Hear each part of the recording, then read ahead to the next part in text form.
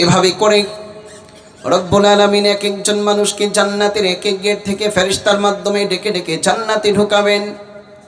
এই হাদিস যখন নবীজি বয়ান করছিলেন সাহাবীদের সামনে, ওই মজলিসে আবু বকর সিদ্দিক রাদিয়াল্লাহু তাআলা তিনিও বসা ছিলেন।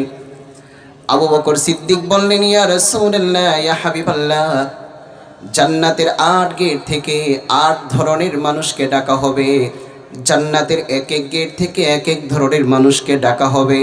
ওগো নবীজি, আমি জানতে চাই আল্লাহর জমিনে এমন কোন মর্দে মুমিন হবে কিনা যেই মর্দে মুমিনকে কিয়ামতের ময়দানে এট এ টাইম একসাথে জান্নাতের ৮ গেট থেকে ডাকা হবে। প্রশ্নটা বুঝতে পেরেছেন? আবু বকর বললেন, নামাজিকে নামাজ নামক গেট থেকে ডাকা হবে, মুজাহিদকে জিহাদ নামক গেট থেকে ডাকা হবে, দানশীলকে বাবু সাদাকা থেকে ডাকা হবে, রোজাদারকে রায়্যান নামক গেট থেকে ডাকা হবে। ওগো নবীজি, দুনিয়াতে এমন কোন মর্দে মুমিন হবে কিনা তাকে দেখার পরে জান্নাতের ৮ গেটের ফেরেশতারা সবাই ডাকতে থাকবে, সাহেব স্যার আপনি আমার গেট দিয়ে ঢোকেন, তবে আমি অত্যন্ত খুশি হব, আনন্দিত হব, আমি গর্বিত হব।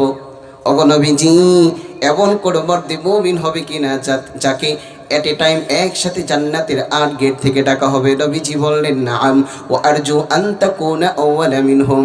হ্যাঁ আবু বকর, আল্লাহর জমিনে আল্লাহর অনেক মর্দে মুমিন মুমিনা এমন হবে যাদেরকে একসঙ্গে জান্নাতের ৮ গেট থেকে ডাকা হবে।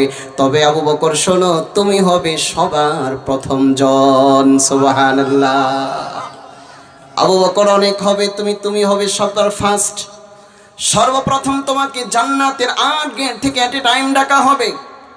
৩ নম্বর আমার ভাইয়েরা,